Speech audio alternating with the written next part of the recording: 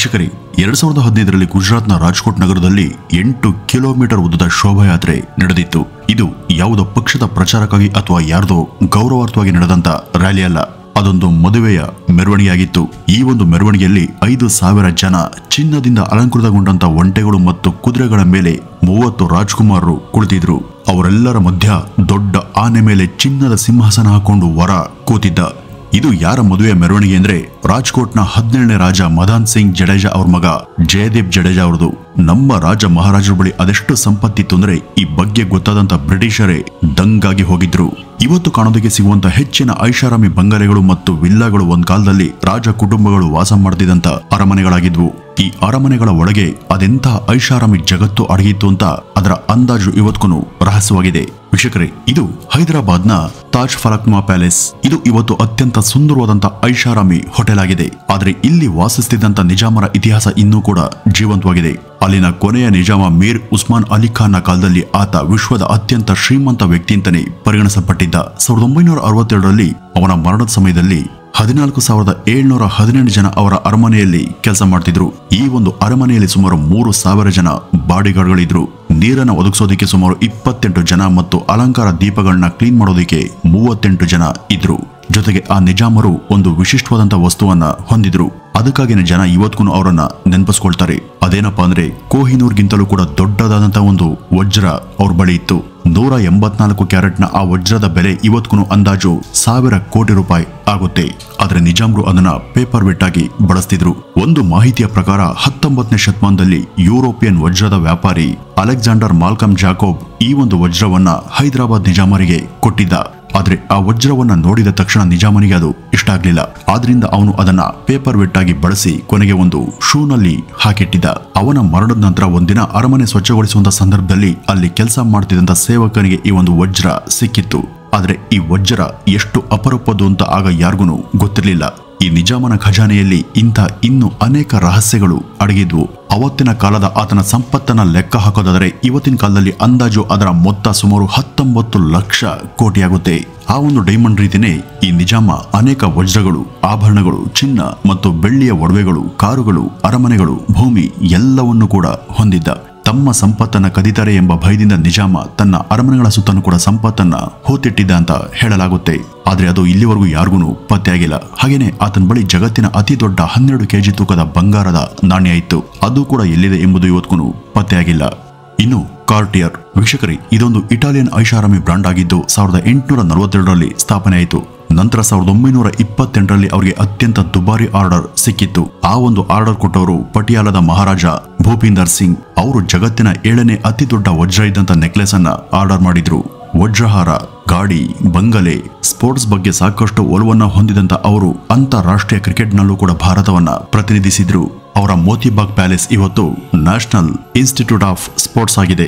ಇಡೀ ಪ್ರಪಂಚದಲ್ಲಿ ಹಿಂದೆಂದೂ ಕೂಡ ಕಂಡಿರದಂತ ಒಂದು ವಿಶಿಷ್ಟ ಸಂಗ್ರಹವನ್ನು ತಯಾರು ಮಾಡೋದಕ್ಕೆ ಮಹಾರಾಜ ತಮ್ಮ ಒಂದು ಇಡೀ ಖಜಾನೆಯನ್ನ ಕಾರ್ಟಿಯರ್ ಅವರಿಗೆ ಕೊಟ್ಟು ಅದ್ಭುತ ಆಭರಣ ಮಾಡೋದಕ್ಕೆ ಹೇಳಿದ್ರು. ಅದರಲ್ಲಿ ಮುತ್ತು, ರತ್ನ, ವಜ್ರಂ, ನೀಲಂ, ಬೆಳ್ಳಿ ಸೇರಿದಂತೆ ಅಮೋಘ ವೈಡೂರ್ಯಗಳು ಕೂಡ ತುಂಬಿದ್ವು. ಈ ಕಾರ್ಟಿಯರ್ ಈ ಒಂದು ಕೆಲಸವನ್ನು ಮಾಡೋದಕ್ಕೆ 3 ವರ್ಷಗಳನ್ನ ತೆಗೆದುಕೊಳ್ತು. ಉಂಗುರಗಳು, ಬಳೆಗಳು, ಕಾಲುಂಗುರಗಳು, ತೋಳು ಬಂದಿಗಳು ಸೇರಿದಂತೆ ಹಲವು ರೀತಿಯ ಆಭರಣಗಳನ್ನ ತಯಾರು ಮಾಡಲಾಯಿತು. ಆದರೆ ಇವುಗಳಲ್ಲಿ ಅತ್ಯಂತ ಅಮೂಲ್ಯವಾದದ್ದು ಪಟಿಯಾಲ ನೆಕ್ಲೆಸ್. 5 ಚೈನ್ ಅನ್ನ ಜೋಡಿಸೋದ್ರ ಮೂಲಕ ಮಾಡಲಾದಂತ ಈ ಒಂದು ನೆಕ್ಲೆಸ್ ನಲ್ಲಿ 2930 ವಜ್ರಗಳನ್ನ ಜೋಡಿಸಲಾಗಿತ್ತು. ಅವುಗಳಲ್ಲಿ 7 ದೊಡ್ಡ ದೊಡ್ಡ ವಜ್ರಗಳು ಕೂಡ ಇದ್ವು. ಅವುಗಳಲ್ಲಿ ಒಂದು ವಜ್ರ ವಿಶ್ವದ 7ನೇ ಅತಿ ದೊಡ್ಡ ವಜ್ರ ಆಗಿದೆ. ಇದು ಸುಮಾರು 234 ಕ್ಯಾರೆಟ್ನದ್ದಾಗಿದ್ದು ಗಲ್ಫ್ ಬಾಲ್ನಷ್ಟು ದೊಡ್ಡದಾಗಿತ್ತು. ಇದನ್ನ ಈಗಲೂ ಕೂಡ ವಿಶ್ವದ ಅತಿ ದೊಡ್ಡ ಹಳದಿ ವಜ್ರ ಅಂತ ಪರಿಗಣಿಸಲಾಗುತ್ತೆ. 1000 ಕ್ಯಾರೆಟ್ಗಿಂತನೂ ಕೂಡ ಹೆಚ್ಚಿದ್ದಂತ ಪಟಿಯಾಲ ನೆಕ್ಲೆಸ್ ನಂತರ 20 ವರ್ಷಗಳಲ್ಲಿ ಕಣ್ಮರೆಯಾಯಿತು. ರಾಜ ಅದನ್ನ ಮಾರಿದಂತ ಕೆಲವರು ಹೇಳಿದ್ರೆ, ಕೆಲವರು ಅದು ಕಳೆದು ಹೋಯ್ತು ಅಂತ ಹೇಳ್ತಾರೆ, ಮತ್ತೆ ಕೆಲವರು ಅದನ್ನ ಕಳ್ತನ ಮಾಡಲಾಯ್ತು ಅಂತ ಮಾತನಾಡ್ಕೊಳ್ತಾರೆ. ಆದ್ರೆ 34 ವರ್ಷದ ನಂತರ ಅಂದ್ರೆ 1982ರಲ್ಲಿ ಜಿನಿವಾ ನಗರದಲ್ಲಿ ನಡೆದಂತ ಒಂದು ಹರಾಜ್ನಲ್ಲಿ ಆ ಡೆಬಿಯರ್ಸ್ ಡೈಮಂಡ್ ಕಾಣಿಸ್ಕೊಂಡಿತ್ತು ಅಂತ ಹೇಳಲಾಗುತ್ತೆ. ಆದ್ರೆ ಅದನ್ನ ಯಾರು ಖರೀದಿ ಮಾಡಿದ್ರು ಮತ್ತು ಅದು ಏನಾಯ್ತು ಅಂತ 1998ರಲ್ಲಿ ಪಟಿಯಾಲ ನೆಕ್ಲೆಸ್ನ ಕೆಲವು ಭಾಗಗಳು ಲಂಡನ್ನ ಸೆಕೆಂಡ್ ಹ್ಯಾಂಡ್ ಅಂಗಡಿಯಲ್ಲಿ ಕಂಡು ಬಂದಿದ್ವು. ಅದನ್ನ ಮತ್ತೆ ಕಾರ್ಟಿಯರ್ ಸಂಸ್ಥೆ ಖರೀದಿ ಮಾಡಿತ್ತು. ಆದ್ರೆ ಆ ವಿಶಿಷ್ಟ ವಜ್ರ ಎಲ್ಲಿದೆ ಎಂಬುದು ಇವತ್ತಿಗೂ ಪ್ರಶ್ನೆಯಾಗಿನೇ ಉಳಿದು ಹೋಗಿದೆ. ಇನ್ನು ವೀಕ್ಷಕರೇ, ಬ್ರಿಟಿಷ್ ಸರ್ಕಾರನೇ ಅವರಿಂದ ಸಾಲ ಪಡೆಯುವಂತ ಒಂದು ಶ್ರೀಮಂತವಾಗಿದ್ದಂತ ಭಾರತೀಯ ಕುಟುಂಬ ನಮ್ಮ ದೇಶದಲ್ಲಿತ್ತು. ಅವರೇ ಮಾಣಿಕ್ ಚಂದ್ ಮತ್ತು ಫತೇ ಚಂದ್. ಅವ್ರಿಗೆ ಜಗತ್ ಸೇಠ್ ಅಂದ್ರೆ ಬ್ಯಾಂಕರ್ ಆಫ್ ದಿ ವರ್ಲ್ಡ್ ಅಂತ ಹೆಸರನ್ನ ಕೊಡಲಾಗಿತ್ತು. ಈ ಮಾಣಿಕ್ ಚಂದ್ ಅವರು 18ನೇ ಶತಮಾನದಲ್ಲಿ ಬಂಗಾಳದ ಮುರ್ಷಿದಾಬಾದ್ನಲ್ಲಿ ಈ ಹಣದ ವ್ಯವಹಾರವನ್ನ ಶುರು ಮಾಡ್ತಾರೆ. ಅವರು ಹಣದ ಬಗ್ಗೆ ಎಷ್ಟು ಅದ್ಭುತ ತಿಳುವಳಿಕೆಯನ್ನ ಹೊಂದಿದ್ರು ಅಂದ್ರೆ ಸ್ವತಃ ನವಾಬರು ಅವರನ್ನ ತಮ್ಮ ಆರ್ಥಿಕ ಸಲಹೆಗಾರನಾಗಿ ನೇಮಿಸಿಕೊಂಡಿದ್ರು. ಮಾಣಿಕ್ ಚಂದ್ ಅವರ ಮರಣದ ನಂತರ ಅವರ ಸೋದರಳಿಯ ಫತೇ ಚಂದ್ ಈ ವ್ಯವಹಾರವನ್ನ ಎಷ್ಟು ದೊಡ್ಡದಾಗಿ ಬೆಳೆಸ್ತಾ ಅಂದ್ರೆ ಅವ್ರ ಕುಟುಂಬ ಇಡೀ ಬಂಗಾಳದ ಅತ್ಯಂತ ಶ್ರೀಮಂತ ಕುಟುಂಬ ಆಯಿತು. ಅಷ್ಟೇ ಅಲ್ಲ, ಅವರು ಬಂಗಾಳ ಸರ್ಕಾರದ ಎಲ್ಲ ಹಣಕಾಸುಗಳನ್ನು ಕೂಡ ನಿರ್ವಹಿಸ್ತಿದ್ರು. ತೆರಿಗೆ ಸಂಗ್ರಹ ಮಾಡೋದು, ನಾಣ್ಯಗಳನ್ನ ತಯಾರಿಸೋದು, ವಿದೇಶಿ ವ್ಯವಹಾರವನ್ನು ನೋಡ್ಕೊಳ್ಳೋದು, ಸಾಲ ಕೊಡೋದು, ತೆಗೆದುಕೊಳ್ಳೋದು ಸೇರಿದಂತೆ ಎಲ್ಲ ಜವಾಬ್ದಾರಿ ಇವ್ರದಾಗಿತ್ತು. ಆ ರಾಜ್ಯ ನವಾಬರದ್ದಾಗಿರಬಹುದು, ಆದರೆ ಬಂಗಾಳದ ನಿಜವಾದಂತಹ ಅಧಿಕಾರ ಜಗತ್ ಸೇಠ್ ಅವರ. ಇಂದಿನ ಪ್ರಕಾರ ಲೆಕ್ಕ ಹಾಕುವುದಾದ್ರೆ ಅವ್ರ ಬಳಿ 800 ಲಕ್ಷ ಕೋಟಿ ಮೌಲ್ಯದ ಸಂಪತ್ತಿತ್ತು ಅಂತ ಹೇಳಲಾಗುತ್ತೆ. ಅಲ್ಲಿಯ ಬ್ಯಾಂಕ್ಗಳಲ್ಲಿ ಬಿದ್ದಿರುವಂತಹ ಹಣವನ್ನೆಲ್ಲ ಕೂಡಿಸಿದ್ರು ಕೂಡ ಅದು ಜಗತ್ ಸೇಠ್ಗಿಂತ ಕಮ್ಮಿನೇ ಎಂಬ ಮಾತು ಇಂಗ್ಲೆಂಡ್ನಲ್ಲಿ ಚಾಲ್ತಿ ಇತ್ತು. ಈ ಪ್ಲಾಸಿ ಕದನದಲ್ಲಿ ಬ್ರಿಟಿಷರ ಗೆಲುವಿಗೆ ಬಹುದೊಡ್ಡ ಕಾರಣ ಈ ಜಗತ್ ಸೇಠ್ ಕೊಟ್ಟಂತ ಸಾಲ ಆಗಿತ್ತು. ಆದ್ರೆ ತಾವು ಯಾವ ಬ್ರಿಟಿಷರಿಗೆ ಸಾಲ ಕೊಡ್ತಿದ್ವೋ ಅವರೇ ಮುಂದೆ ತಮ್ಮ ಅವನತಿಗೆ ಕಾರಣ ಆಗ್ತಾರೆ ಎಂಬುದು ಆಗ ಅವ್ರಿಗೆ ಗೊತ್ತಿರಲಿಲ್ಲ. ಬಂಗಾಳದ ಮೇಲೆ ಬ್ರಿಟಿಷರ ಹಿಡಿತ ಬಲಗೊಂಡಂತೆ ಜಗತ್ ಸೇಠ್ ಪ್ರಭಾವ ಕಡಿಮೆ ಆಯಿತು. ಫತೇ ಚಂದ್ ಮರಣದ ನಂತರ 1744ರಲ್ಲಿ ಅವರ ಮೊಮ್ಮಗ ಮಹತಾಬ್ ಚಂದ್ರ ಅವರು ವ್ಯವಹಾರವನ್ನ ನೋಡ್ಕೊಳ್ತಾ ಇದ್ರು. ಬಂಗಾಳದ ನವಾಬ್ ಅಲಿವರ್ದಿ ಖಾನ್ ಆಳ್ವಿಕೆಯಲ್ಲಿ ಕೂಡ ಜಗತ್ ಸೇಠ್ ಕುಟುಂಬ ಸಾಕಷ್ಟು ಪ್ರಭಾವವನ್ನ ಹೊಂದಿತ್ತು. ಆದ್ರೆ ಅಲಿವರ್ದಿ ಖಾನ್ನ ಮೊಮ್ಮಗ ಸಿರಾಜ್ ಉದ್ ದೌಲ್ ಅಧಿಕಾರಕ್ಕೆ ಬಂದಾಗ ಇದೆಲ್ಲವೂ ಕೂಡ ಬದಲಾಯಿತು. ಮಹತಾಬ್ ಚಂದ್ ಮತ್ತು ಮಹಾರಾಜ ಸ್ವರೂಪ್ ಚಂದ್ ಅವರು ಬ್ರಿಟಿಷ್ ಸೇರಿ ಸಿರಾಜ್ ಉದ್ ದೌಲ್ ವಿರುದ್ಧ ಪಿತೂರಿಯನ್ನ ನಡೆಸಿದ್ರು. ಆದ್ರೆ ಅದು ಅವ್ರಿಗೇನೆ ತಿರುಗುಬಾಣ ಆಯಿತು. ಅವರು ತಮ್ಮ ಭೂಮಿಯ ಭಾಗವನ್ನ ಕಳೆದುಕೊಂಡ್ರು. ಮತ್ತೆ ಈಸ್ಟ್ ಇಂಡಿಯಾ ಕಂಪನಿಗೆ ಕೊಟ್ಟಂತ ಸಾಲ ಕೂಡ ಮರಳಿ ಬರಲೇ ಇಲ್ಲ.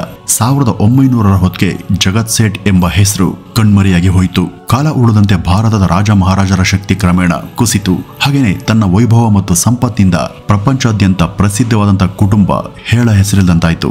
1947ರಲ್ಲಿ ಭಾರತಕ್ಕೆ ಸ್ವತಂತ್ರ ಸಿಕ್ಕ ನಂತರ ಈ ರಾಜವಂಶಗಳು ತಮ್ಮ ರಾಜ್ಯಗಳು ಮತ್ತು ಸಂಸ್ಥಾನಗಳನ್ನ ಕಳೆದುಕೊಳ್ಬೇಕಾಯಿತು.